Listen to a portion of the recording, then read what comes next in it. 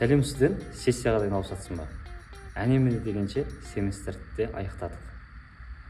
Осы бір сәтте кейбір студенттер алданып қалып жатады, немесе бір қулыққа басып жатады, бірін-бірін орнына сессияға кіріп жатады, немесе шпаргал қолданып, смартфондар қолданып, түрлі наушниктермен сессия ережелерін бұзып жатады. Ең сұрақысы, пара бермеңіздер. Өзіңіздің біліміңізге деген сенімсіздік әсерінен пара беруге болады екен ғой деген сияқты бір дүниелер бүкіл өміріңізді құртып жіберуі мүмкін.